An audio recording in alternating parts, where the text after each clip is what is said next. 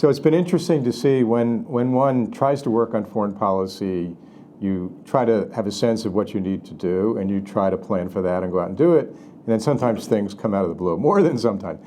And so recently we saw President Obama on this trip to both Cuba and Argentina, dealing with issues that were sort of lingering from the Cold War and trying to get a new start with the United States in Latin America. And in the middle of that trip, the terrorism happens in Brussels, which not only steals the news cycles, makes him have to deal with this on the run, takes away from all of the communications planning. So it's interesting to see how they balance those two. My sense was that the president made a decision that, some people were saying, come back to the United States, because this is a crisis. It happened in Brussels, not in the United States. And he made a decision not to, I think, for a couple of reasons. One is I think he fundamentally believed in the importance of relations in this hemisphere. And while they're not all about the Cold War legacy, nevertheless, those are important elements. And I think he really thought, you may disagree, that he was having an impact on Cuba in ways that we will see over time. Secondly, I think he has really been focused, sometimes arguably too much, on trying to limit the focus on terrorism. The notion that we can overreact to it and we need to show resilience. And I think he felt that coming back would reinforce the notion that every time terrorism happens, it wipes everything else off the agenda. And my own sense is he, not perfectly, but I think fundamentally got that balance right. I don't know, what do you think? Well, this is a challenge for White Houses. White Houses have a narrative that they want to drive, a story they want to tell, and then they have to compete in telling that story with all the rest that's going on.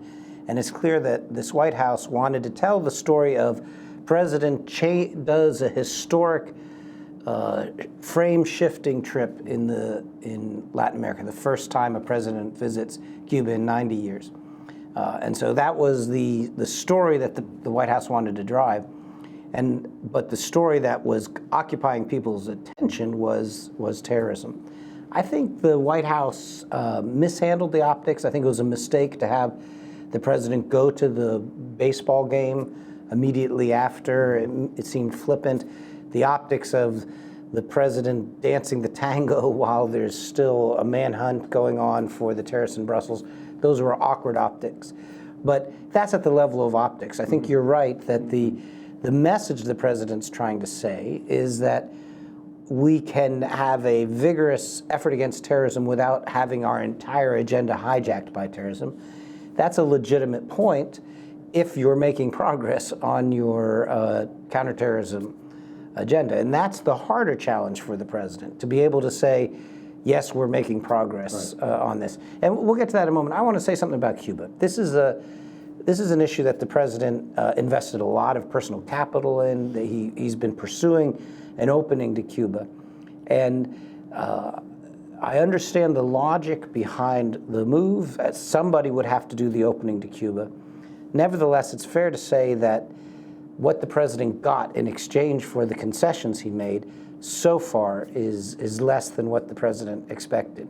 The deal itself was probably stacked in Cuba's favor, and then on the trip itself, Cuba arresting the human rights protesters as the president's plane is in the air coming to land, the optics around the visit itself in Cuba, it was probably less than what the White House hoped for, just in terms of Cuba. Yeah, they surely didn't like the idea of arresting the ladies in white, right on the eve. But I really don't agree. I mean, I think there's no scenario that I can really think of in a realistic way in which a government like Cuba would basically say, okay, we're going to make all these changes just to get a normalization of relations. That just doesn't happen, And moreover, if you look back at the policy of the past, the combination of the embargo, 50, 60 years had not produced change.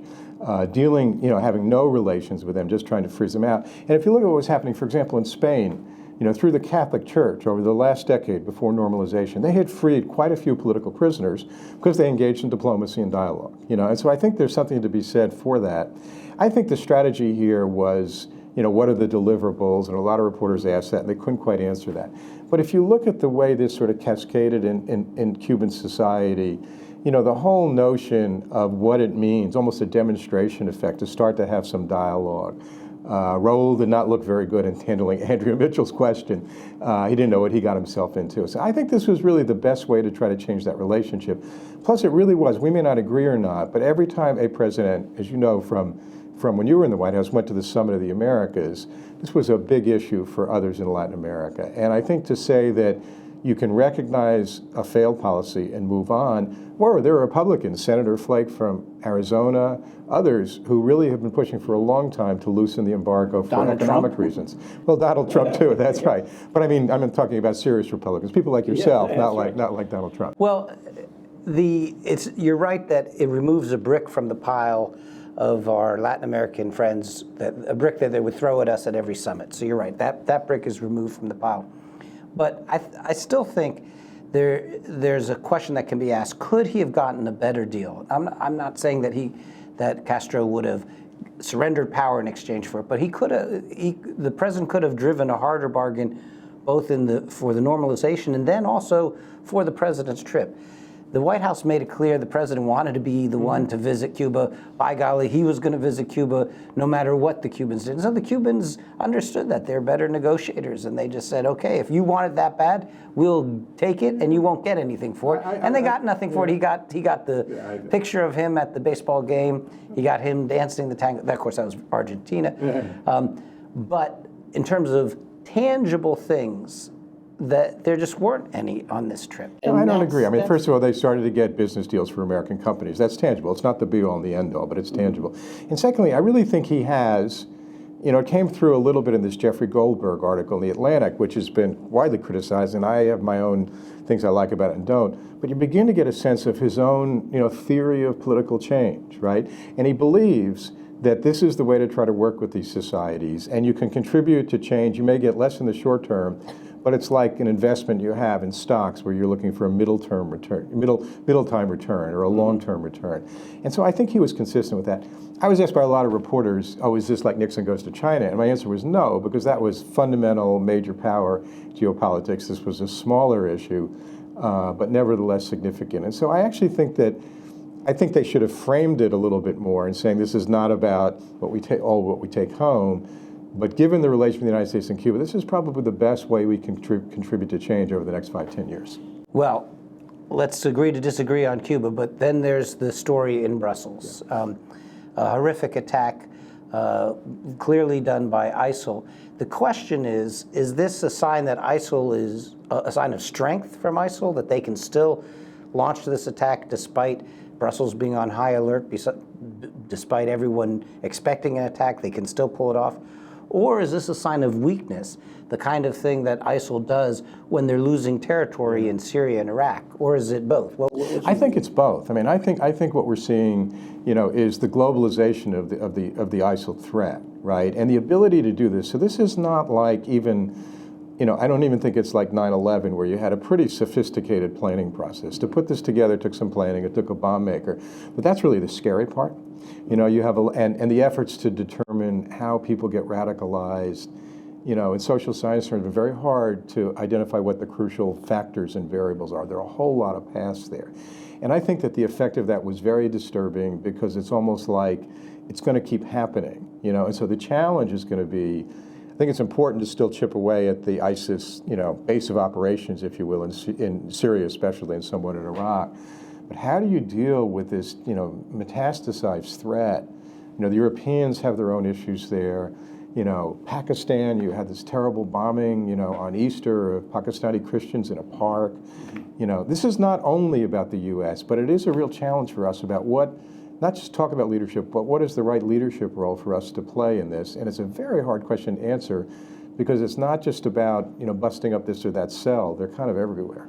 Well, my takeaway was to be reminded of the things that Bush got right in 2001. That would be your takeaway, really? That's I think the most profound takeaway I got. But just hear me out. First of all, one of the things that the Bush administration focused on immediately was we have to stop the next attack. They understood that 9/11 was bad, but if there was a follow-on attack, if Al-Qaeda went up 2-0 on the U.S., the pressure on the U.S. for an extreme response would go up even greater. And so what you saw, that result, the Paris attacks last fall, followed by the Belgian attacks, meant that the Brussels attacks had outsized influence because they seemed to have been the second one. And I think that was an important insight Bush got. The second insight they got is that once you're fighting defense, it's too late. That the way to deal with terrorism is offense over there. The challenge that the Europeans have now, because the war in Syria has gone on for so long, because ISIL has had so much time to recruit and now send back trained, their problem is so much worse now than if they had been able to nip ISIL in the bud in 2011.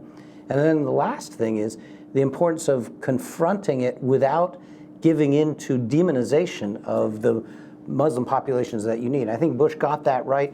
I think you see both the Europeans and some American politicians struggling to get that right this time around.